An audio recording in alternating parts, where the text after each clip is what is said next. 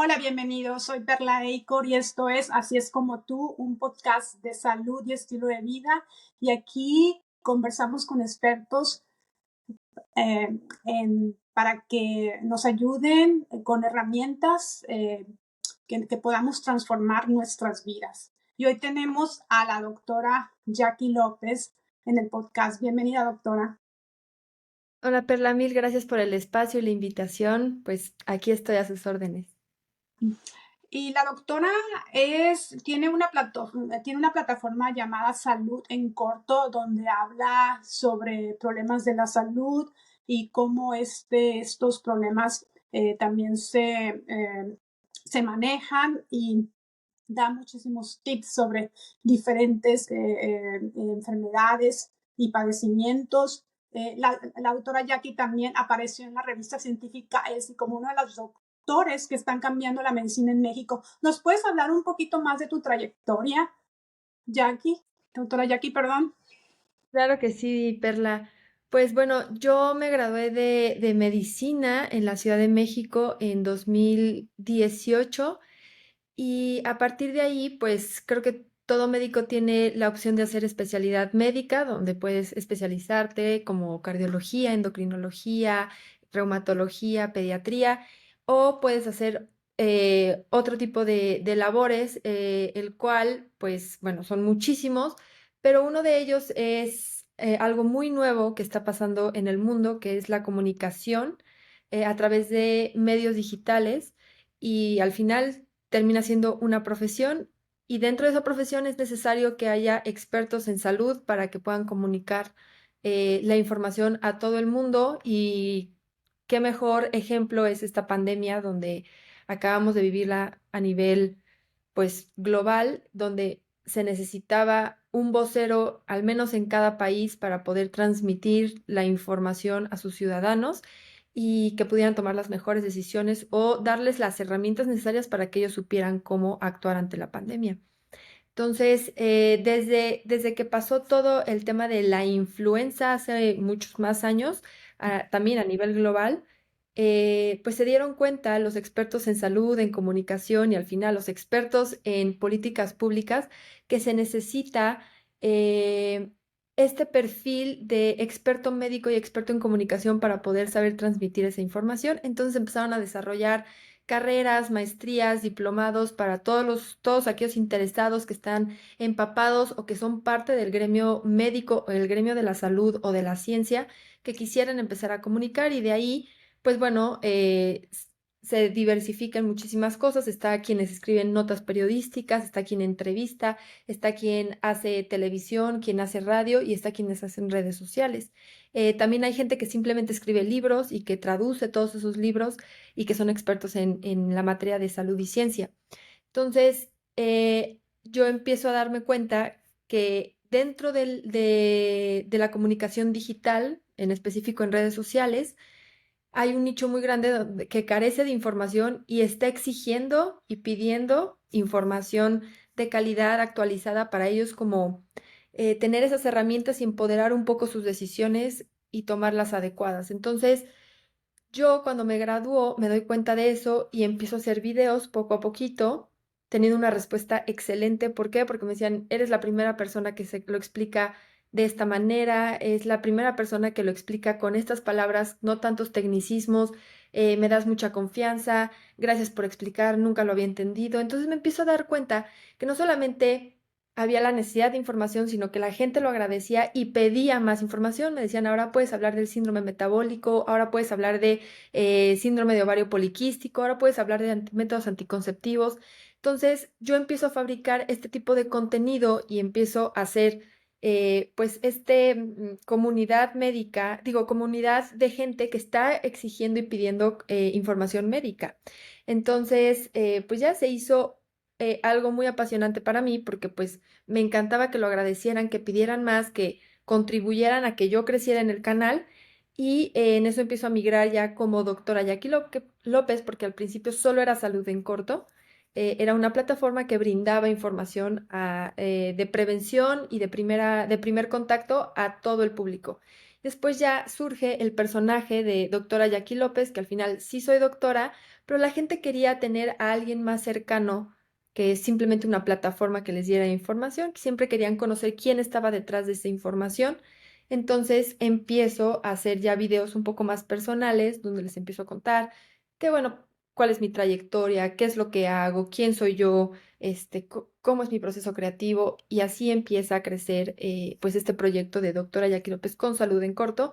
Y actualmente pues sí creo que después de la pandemia o a partir de la pandemia, esta última de COVID-19,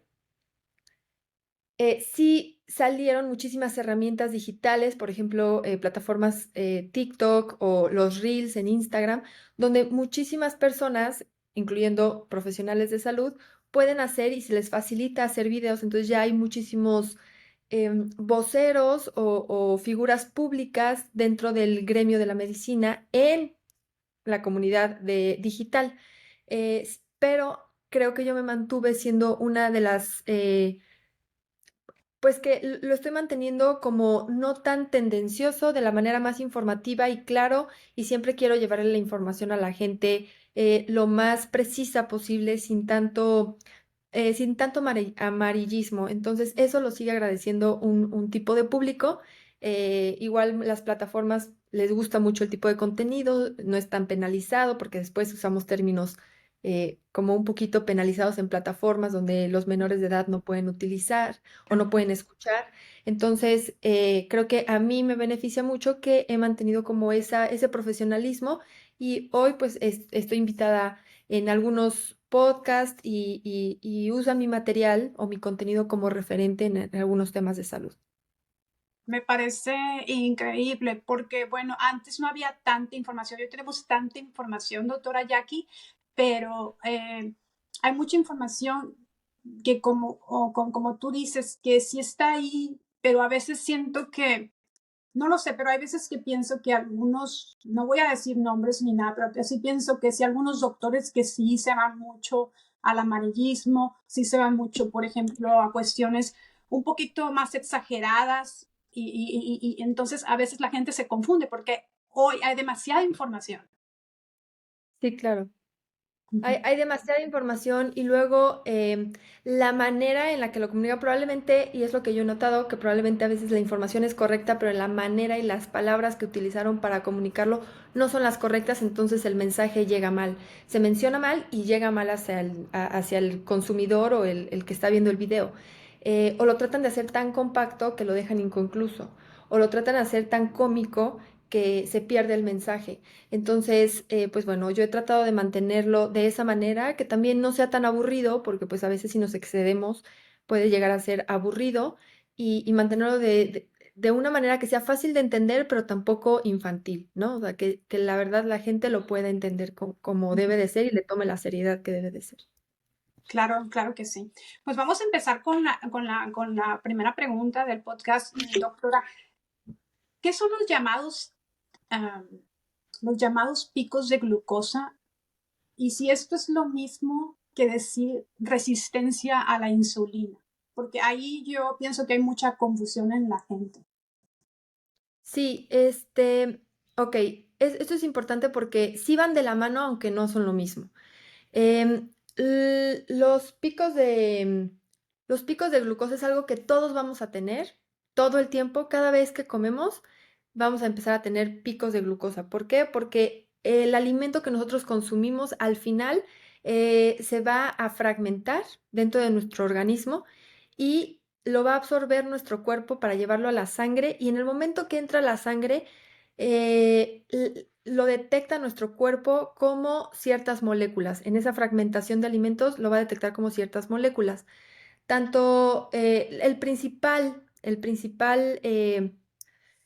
o bueno, ¿para qué lo hacen? Es para que se fragmenta, porque después de esas moléculas el cuerpo lo va a tomar y lo va a convertir en energía para que nosotros podamos mover, podamos respirar, podamos dormir a gusto, podamos hacer ejercicio, trabajar, pensar, todo. Para eso necesitamos energía. Entonces, ese es un proceso normal que va a estar sucediendo todo el tiempo en nuestro cuerpo. Ahora, lo que sucede es que a veces en nuestra manera de alimentarnos y los productos alimenticios que estamos consumiendo, es demasiado demasiada glucosa o demasiada fragmentos de glucosa que estamos consumiendo y entonces eso hace que el pico que sube en nuestra sangre de glucosa, la concentración de glucosa, sea muy elevado. La verdad es que esto nadie nos lo enseña. Nosotros simplemente empezamos a consumir lo que encontramos en la tienda, en un restaurante, en nuestra casa, en un centro comercial, en un supermercado. Pero realmente es algo súper importante porque desde ahí empezamos a tener muchísimas em, como factores de riesgo para desarrollar primero resistencia a la insulina, después diabetes y después ya se viene una serie de complicaciones y enfermedades que pueden ser hasta mortales. Entonces, si nos lo enseñaran desde el principio, nosotros podríamos como personas eh, tomar mejores decisiones al momento de elegir nuestros productos y saber cómo prepararlos y cómo consumirlos para que nuestros picos de glucosa sean un poco menores o menos altos. ¿Qué pasa? Normal, también es completamente normal, no lo podemos evitar. Cuando hay esos picos de glucosa, automáticamente el páncreas recibe una señal de que hay glucosa en la sangre y empieza a soltar una hormona que se llama insulina. La insulina, que lo suelta el páncreas, siempre va a estar presente en nosotros, en una persona sana, y lo que hace es que cuando empieza a subir la glucosa después de alimentarnos, llega la insulina y baja la glucosa otra vez a sus niveles normales. Y eso es un ciclo que pasa durante todo el día. Durante todo el día está subiendo la glucosa y baja la insulina. Llega la glucosa y llega la insulina. Todo el Entonces, día. todo el tiempo, todo el día, cada vez que estamos alimentándonos. Hay valores normales de glucosa en nuestro cuerpo, por ejemplo, antes de en ayuno, nosotros tenemos ciertos valores de glucosa y cuando comemos, esos valores automáticamente van a subir y es normal tenerlos altos. Luego también hay valores de insulina normales en nuestro cuerpo y automáticamente después de comer hay otros valores que sube el valor y nosotros podemos vivir sin ningún problema con eso. El problema es cuando esos valores o esos rangos de glucosa e insulina ya se están sobrepasando todo el tiempo. Todo el tiempo están llegando al límite y lo están pasando, el límite y lo están pasando. Y ahí es cuando nosotros empezamos a hablar que se empieza a desarrollar una resistencia a la insulina. ¿Por qué? Porque el cuerpo, como tiene límites de estar recibiendo insulina, si nosotros los empezamos a pasar, el cuerpo empieza a decir, yo ya no soy tan sensible a la insulina. Entonces, los niveles empiezan a subir muchísimo, lo cual empieza a cansar al páncreas de tanto trabajar y el páncreas o las células del páncreas empiezan a cansar, entonces ya no producen tanta insulina porque dicen, es que ya me cansé. O sea, me estás cansando de tanta insulina que tengo que segregar para poder bajar tus niveles de glucosa. Y número dos, el mismo proceso de insulina actuando sobre la glucosa se puede haber afectado donde ya no la baja. Si antes subía la glucosa y llegaba la insulina y la bajaba, probablemente cuando ya empieza a haber resistencia, llega la glucosa y la insulina nada más hace esto. Ya no Ok. puede bajar la glucosa. O sea que no puede regular el páncreas tan rápido como antes. Y esto es también, doctora, bueno, no solamente por los alimentos que comemos, no por las cosas que comemos que muchas veces no sabemos, eh, eh, digamos que elegimos mal, pero también esto puede ser, también claro que tiene que ver también eh, con una persona, por ejemplo, más joven o una persona, por ejemplo, de más de 40, 50, también esto puede pasar, que también la edad también tiene un gran factor, ¿no? Sí, justamente, em, bueno, estos problemas, esto es importante porque por eso ya es un problema vasto de salud pública, porque ya se están viendo también en niños y adolescentes. En niños también, en adolescentes. Se veía que la diabetes, por ejemplo, era un problema de adultos mayores y luego ya es de adultos y ahorita ya se está viendo que niños ya tienen diabetes. De hecho, México tiene uno de los rangos más importantes o de estadísticas en diabetes en la infancia, ¿no? Entonces, y Latinoamérica está prácticamente igual, nada más a veces las estadísticas no viajan por todo el mundo o no se saben. Entonces, pues es un problema real de salud pública. También todo tiene que ver con la alimentación y la educación en la alimentación que estamos recibiendo, cómo estamos consumiendo los alimentos. No significa que tenemos que dejar de comer, no. Nosotros tenemos que seguir comiendo, pero hay que saber cómo hacerlo. Y efectivamente, por lo que te decía que el páncreas se cansa, pues sí podemos ver una tendencia o cierta tendencia a que los adultos y adultos mayores tengan o debuten con diabetes, pues porque su páncreas está cansado, porque ya llevan muchos años trabajando. Entonces, pues probablemente es una enfermedad que no podemos contener del todo, pero sí podemos hacer ciertos cambios desde que nacemos, desde que estamos niños, desde cómo estamos nosotros alimentando a nuestros hijos.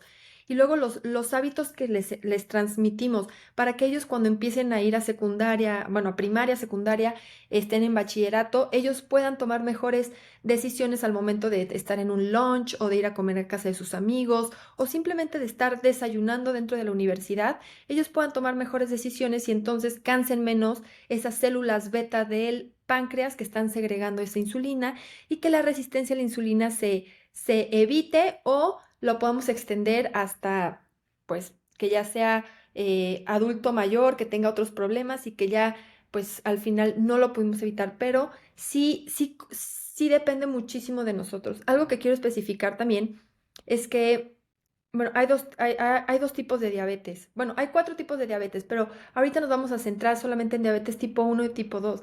La diabetes tipo uno es algo autoinmune. Eso significa que no tiene nada que ver con tus hábitos.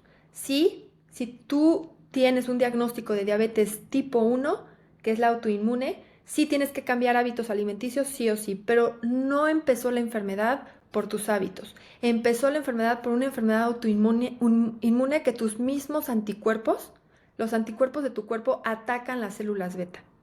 Entonces, como las atacan, las células beta son las que segregan la insulina en el páncreas.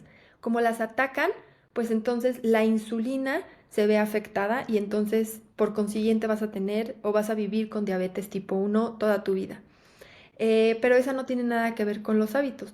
De la que estamos hablando y de la que tememos y de la que pues nosotros tratamos de cambiar esos factores de riesgo es de la diabetes tipo 2, que es la que sí tiene que ver completamente con los hábitos. Y aquí vamos al segundo punto, que es la diabetes no se hereda.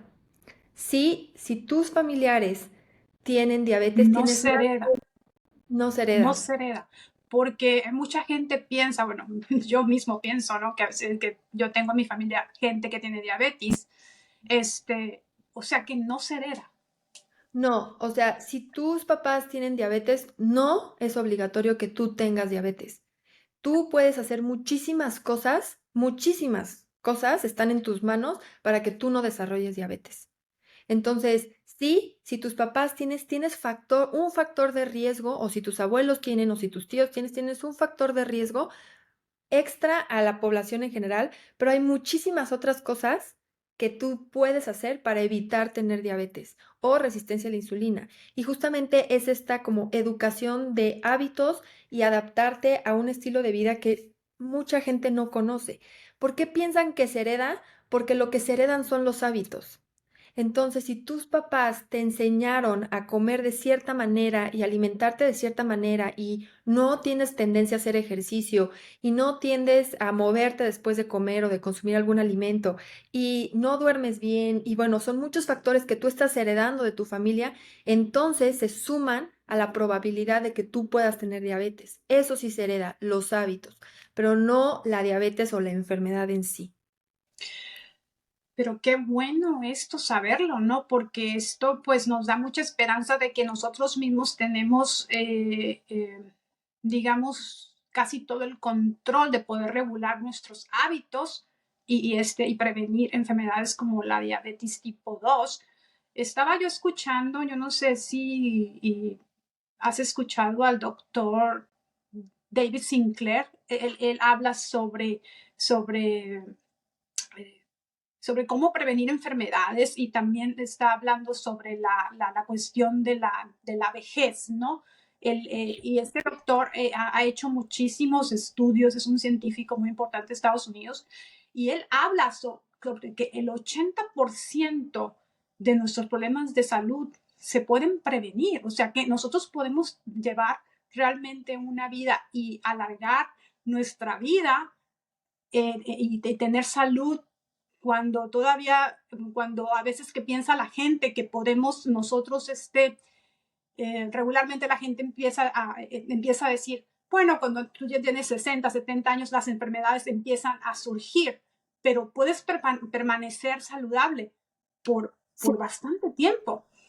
totalmente, totalmente. Y al final esta información es la que se debe de transmitir para que la gente diga, ok, entonces sí tengo un factor de riesgo si mi mamá o mi papá tienen diabetes, pero yo puedo hacer muchísimas cosas que le puedo hasta heredar a mis hijos esos hábitos que si bien los aprendo hoy, los puedo empezar a practicar con mis nuevas generaciones y romper ese patrón de enfermedades crónico-degenerativas, porque al final la diabetes es una enfermedad crónica y degenerativa que afecta toda mi familia, ¿no?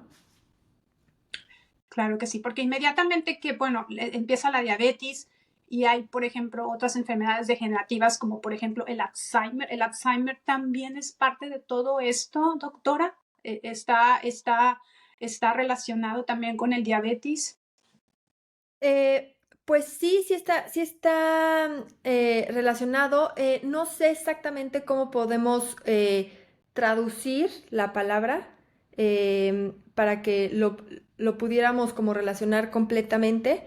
eh, pero sí, completamente. O sea, la verdad es que em, todo lo que nosotros, o sea, nuestros factores de alrededor van a involucrarse en el desarrollo de ciertas enfermedades. Y la diabetes es una, y es una de las principales que hoy está enfermando al mundo. Entonces, sí es algo que se debe de tomar en cuenta y sí está en directa relación con ello. Aparte de la alimentación, doctora, que usted menciona, los hábitos, escuchen bien, vean esto y escuchen a la doctora, los hábitos realmente son los que pueden prevenir muchísimas enfermedades. Pero aparte, aparte de alimentarse bien, ¿qué otro tipo de hábitos tú recomiendas para regular nuestra glucosa y no tener esos picos de glucosa o la resistencia a la insulina para no tenerla, digamos que sea más balanceada? Ok, bueno, de hecho, hace poquito fuimos a un congreso en donde estaba Jessie Giuseppe, que es una francesa, es una bioquímica francesa. Oh, yeah. Ella, em, lo que se ha dedicado los últimos años es estudiar la molécula de la glucosa, Ujú. justamente. Ella se hace llamar la diosa de la glucosa Sí. y Ujú.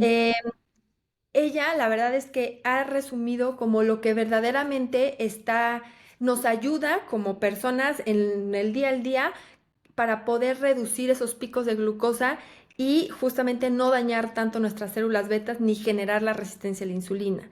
Ella se sentía muy cansada y ella tiene toda una historia de vida donde decidió empezar a hacer eso y se puso un medidor de glucosa donde calcula la cantidad o la concentración de glucosa en la sangre de 24 horas, o sea, todo el tiempo lo tenía pegado aquí, de hecho yo también lo he usado y hemos estado monitoreando qué actividades ayudan a reducir bueno, cada quien por su parte, yo solamente la conocí en el Congreso, pero bueno, yo aquí en México lo hice, ella lo hizo allá y muchas otras personas que han querido investigar qué actividades funcionan para reducir el índice o la concentración de glucosa lo han hecho. Eh, Doctora, disculpe por interrumpirle un poco. ¿Esto una persona regular lo puede hacer? Yo puedo agarrar un monitor de glucosa y puedo decir, ¿sabes qué? Me lo voy a poner por 24 horas y voy a tratar de ver qué es lo que realmente me está subiendo estos picos. ¿Cómo sí, puedo saber? Ujú. sí, de hecho, en realidad cualquiera lo puede hacer porque son dispositivos que tú los puedes conseguir en la farmacia. Lo que sí tengo que hacer aquí como un disclaimer un poquito.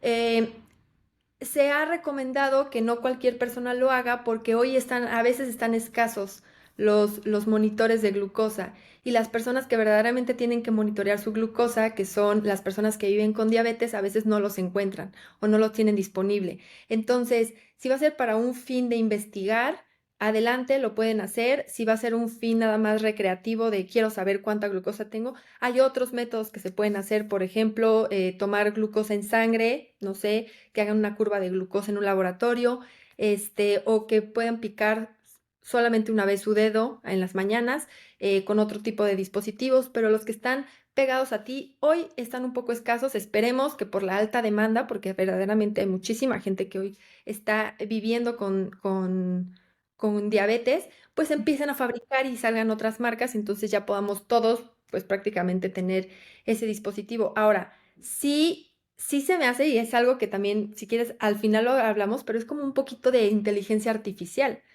O sea, es como un mundo nuevo donde un monitor me está diciendo si mis hábitos están bien o mal inmediatamente después de hacerlos, ¿no? Entonces, va a sonar una alarma si lo estoy haciendo mal. Entonces, eso sí ya también es, a algunas personas les parece un poquito loco de decir, ¿cómo puede ser posible que yo desde mi, no sé, desde mi casa ya pueda estar tomando decisiones por lo que acabo de hacer en este momento, ¿no? O sea, ¿por qué? Porque me lo dijo un aparato. Exactamente, tomar mejores decisiones en your hábitos, porque realmente eso es lo que puede ayudarte a tener mejor salud. Sí, completamente.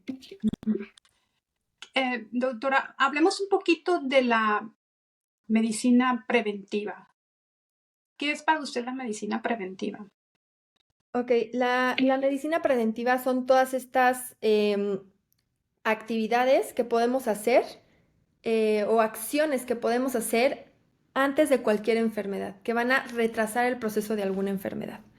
Retrasar o evitarla. Eh, es todo lo que podemos hacer con nuestra salud, con nuestro cuerpo, con nuestro bienestar, para estar, perpetuar en ese estado de homeostasis que es equilibrio, ¿no? Entonces, al final, la medicina preventiva influye en todas las ramas, porque todas las ramas y especialidades tienen ciertas enfermedades que se pueden prevenir o patologías que se pueden prevenir, sintomatologías que podemos evitar. Entonces, realmente es el inicio de todo lo que puede ser la medicina, ¿no? La prevención. Es todo lo que deberíamos de estar promoviendo y debería de la comunidad, de la gente, de los ciudadanos, conocer y traer y dominar todo el tiempo más que los tratamientos, más que los medicamentos. ¿Por qué? Porque eso ya es propio de un médico, del De un conocimiento de un médico, o sea, de un profesional de salud. Nosotros, bueno, la gente, ustedes, la gente que no está empapada, que no es parte del gremio de salud, deberían de también saber y conocer de la medicina preventiva porque es lo que las acciones que ustedes pueden hacer todos los días para perpetuar el bienestar. Siento que el futuro está en la medicina preventiva, porque creo que si regulamos los hábitos de una persona, como la alimentación, como dormir mejor, como hacer ejercicio, todos estos hábitos, y que sea, digamos, que, nos, que la cuestión de la salud, que nuestros médicos nos empiecen a hablar de esto más que darte o te voy a dar esta pastilla para esto o este tratamiento para esto. Cuando ya vas al doctor es porque ya vas enfermo, enferma, sino que realmente tener esas pláticas, pienso que eso es el futuro de la medicina. ¿Cómo crees que la inteligencia artificial se va a relacionar con esto? Justamente hay muchísimos dispositivos y empresas que están trabajando en la prevención hacia este tipo pues, de enfoque, o sea, totalmente prevenir y que la gente pueda tener, o sea, les puedan enojar, por lo que te decía, pegando un dispositivo, Dispositivo.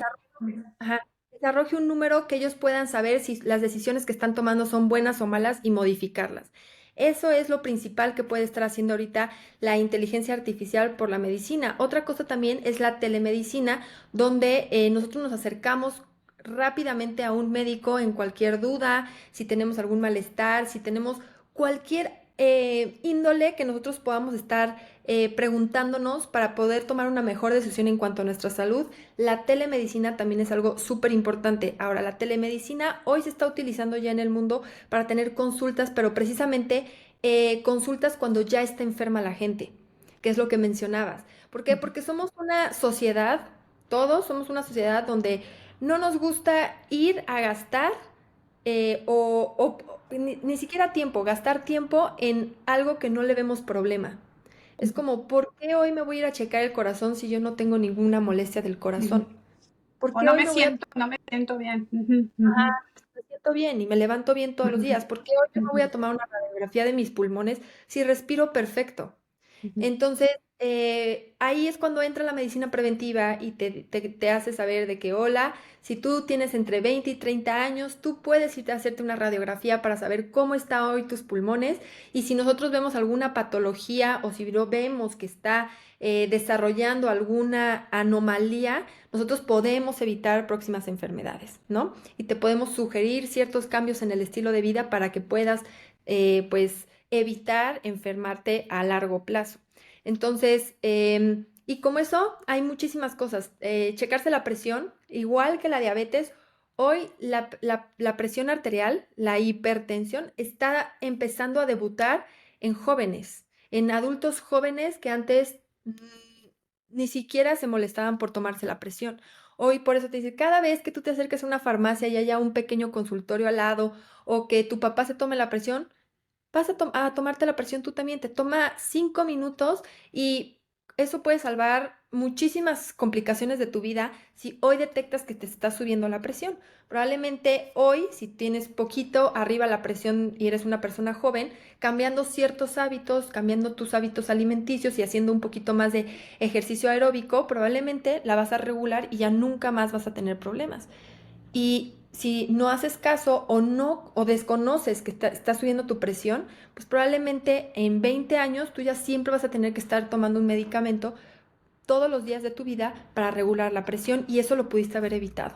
Entonces, pues esa es la medicina preventiva, como que dar la información y herramientas que necesita la gente para tomar mejores decisiones y llegar a una mejor calidad de vida en la adultez y el resto de su vida, ¿eh? Porque ahorita ya vemos que los problemas ya empiezan desde más jóvenes. Am, ¿Cómo podemos, doctora? Yo sé que no puedes dar una dieta, que no puedes decir, bueno, tal dieta específica, esto te va a ayudar, todo eso, pero ¿qué tipo de alimentos debemos, por ejemplo, tomar en nuestras 3 comidas? Aparte de hacer ejercicio, porque vivimos en un mundo muy rápido y a veces que la gente, bueno, no se regula sus alimentos o no tengo tiempo de hacer ejercicio o no estoy durmiendo bien. ¿Cuál es eh, el consejo que nos das para tener algo, como una vida más balanceada? Yo sé que es difícil por el tiempo que estamos viviendo. Vivimos muy rápido. Pero ¿cuál es el consejo que nos darías para regular todas estas cosas? Justamente a mí me encanta lo que dice Jessie, la francesa. Me encanta porque creo que yo soy una persona que no tengo tiempo para alimentarme correctamente, como la mayoría de las personas lo solían hacer, de que se sientan y comen 3 platos y sopa y verduras y, o sea, yo soy una persona que todo el tiempo estoy cambiando de lugar de trabajo, donde estoy presionada, donde tengo pocas horas libres, etcétera. Entonces, los hábitos que mi trabajo me deja tener son un poco extraños, ¿no? O sea, son un poco diferentes a lo que normalmente se sugiere. Entonces, cuando yo conozco estos 10 hacks, o bueno, diferentes hacks que tiene Jessie, pues la verdad es que me encantan porque son muy flexibles y son pequeñas cositas que ni siquiera es una dieta en específico. O sea, no tiene un nombre porque no te voy a decir, come, deja los carbohidratos y come las proteínas, porque no vamos a satanizar absolutamente nada, porque cada quien tiene su manera de llevar sus alimentos, pero son ciertas modificaciones que puedes hacer en tu día a día que así tengas nada de tiempo o tengas muchísimo tiempo para alimentarte y puedas y te guste cocinar y todo, lo puedes hacer en tu día a día.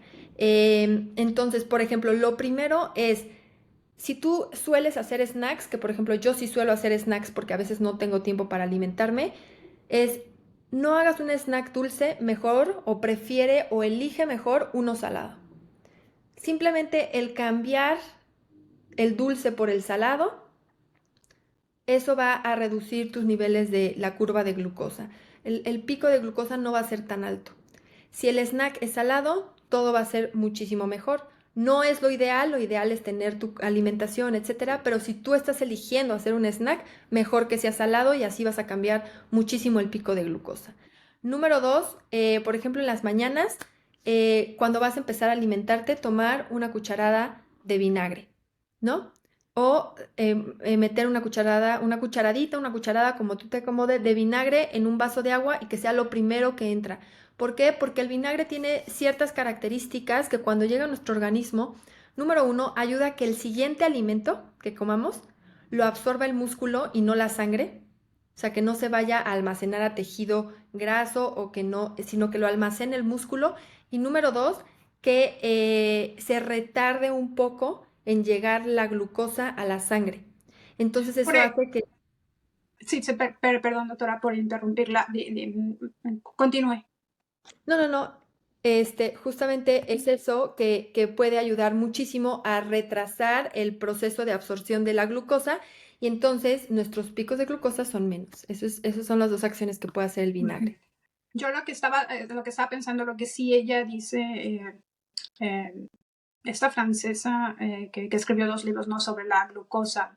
Ella dice, pero hay gente que puede tener, por ejemplo, como, porque el vinagre puede tener un sabor medio raro, ¿no? En la boca. Lo puede uno, por ejemplo, mezclar con la comida, puedes echarla con cucharita, por ejemplo, en la ensalada, por ejemplo.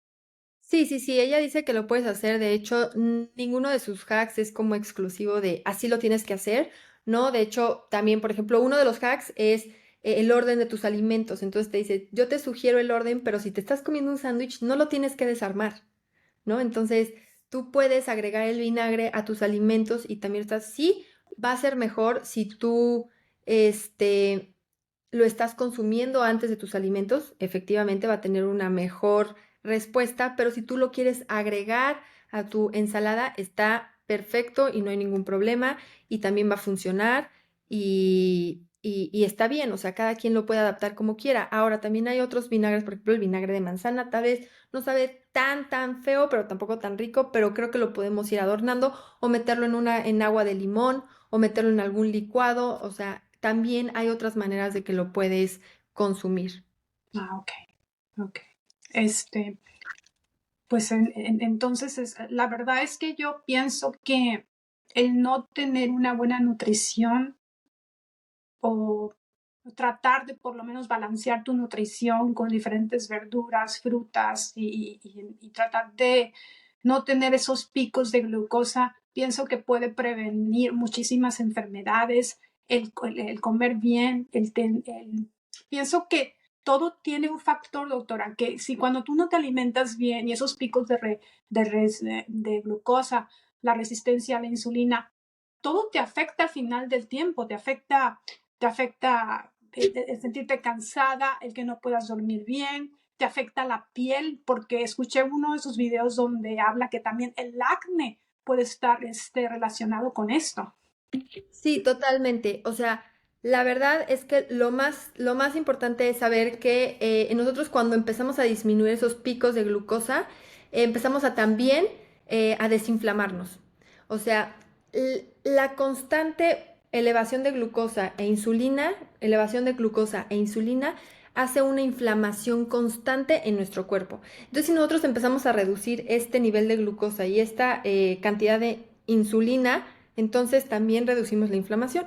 Al final, el acné es también una enfermedad inflamatoria.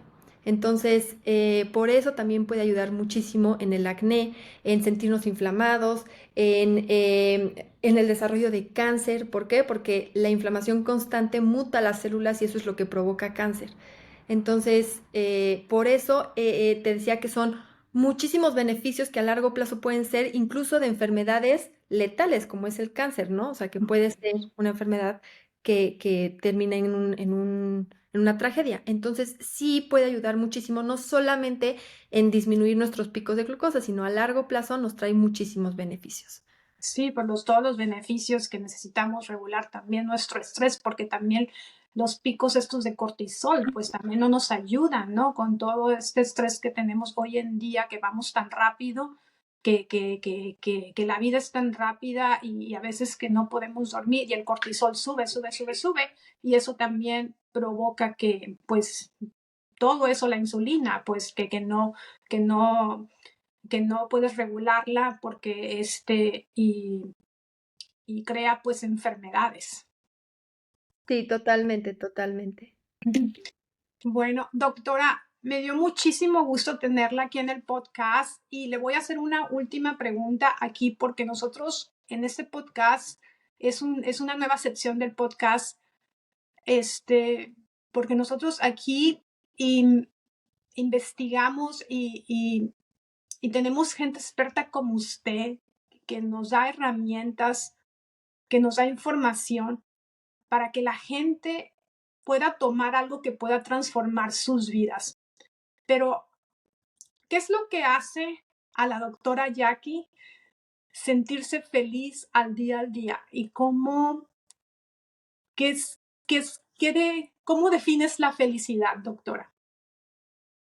Ok, creo que lo que a mí me ha dado más plenitud y felicidad y es lo que agradezco todos los días es poder yo hacer lo que me gusta y vivir de ello.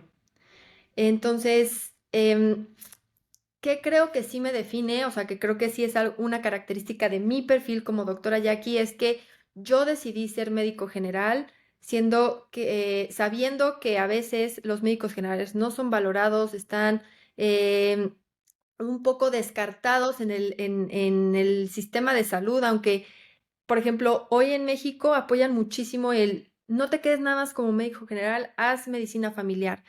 Y yo soy de la idea de que el médico general tiene muchísimo valor, son 7 años de estudio y es uno de los médicos que más resolución o solución le debe de dar a los problemas médicos. ¿Por qué? Porque debe de saber de todo un poco y es el de primer contacto con la gente. O sea, es uno de los pilares de la medicina y de la salud en cualquier país. Entonces, creo que eso me caracteriza como doctora Jackie, que siempre he impulsado mucho la visión del médico general como algo indispensable y que no tenemos que infravalorarlo y que mucho menos lo tenemos que omitir. Em, pero creo que a raíz de eso yo pude decidir qué quiero hacer. O sea, si yo no quiero hacer especialidad médica y voy a ser médico general, cómo voy a iniciar mi profesión, o sea, mi carrera profesional eh, con un pie, o sea, con un pie firme, ¿no? Esa pregunta me la hice, ok, no voy a hacer especialidad, estamos en un país y la verdad en una sociedad global en que siempre te preguntan qué especialidad tienes y si no tienes especialidad probablemente ya no escuchan tus comentarios. Entonces, eh, dije, ¿cómo voy a dejar huella? ¿Cómo voy a marcar? ¿Cómo voy a demostrar que sí se puede? Entonces, hoy estoy muy contenta de que yo lo puedo hacer, que soy un ejemplo para cierta gama de médicos que pueden sentirse inspirados con lo que yo estoy haciendo. Y número tres, que vivo todos los días haciendo lo que me gusta. O sea, realmente yo vivo de esto, yo me sustento y ayudo a mi familia trabajando en lo que me gusta.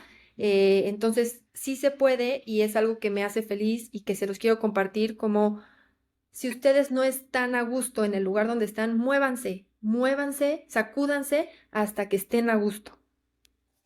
Claro que sí. Doctora, me gustó muchísimo su mensaje y me da muchísimo gusto haberla tenido en el podcast. Aprendimos mucho. Yo espero que también las personas que, como digo, puedan agarrar algo, puedan transformar sus vidas. Y pues le deseo lo mejor en su carrera, doctora. Muchísimas gracias, Perla, y gracias por la entrevista muy bonita, de verdad. Gracias por también estar compartiendo ese espacio con información que funciona y que les dé herramienta a tu público. Doctora, ¿dónde podemos encontrarla? En redes, ¿dónde podemos, si la gente quiere saber más de usted? Sí, pues está la plataforma Salud en Corto en todas las redes sociales. Tenemos un canal de YouTube que se llama Salud en Corto y ahí estamos subiendo constantemente videos. De hecho, hoy empezamos con la nueva temporada porque hemos dejado de subir en algunos meses, pero hoy empezamos con la nueva temporada que justamente estamos hablando de el bienestar con probióticos y la microbiota. Y en todas las otras redes como doctora Jackie López, que es DRA Jackie López. Así estoy en todo lo demás. Ok, entonces vamos a poner toda esta información de la doctora en la cajita de información aquí abajo, aquí en YouTube. Pueden checar ese podcast en YouTube, en Spotify. Y yo les agradezco de haber estado aquí con nosotros, aquí en Así es como tú. Pueden checarme en mis redes como perla-icon en Instagram y en moderndigitalwoman.com, donde tenemos también más artículos sobre la salud y estilo de vida. Me da mucho gusto estar con usted aquí, doctora, hoy y les deseo a todos muy buen día y nos vemos en el próximo episodio. Nos vemos, doctora. Muchas gracias. Gracias, Perla, que estés bien. Bye a todos.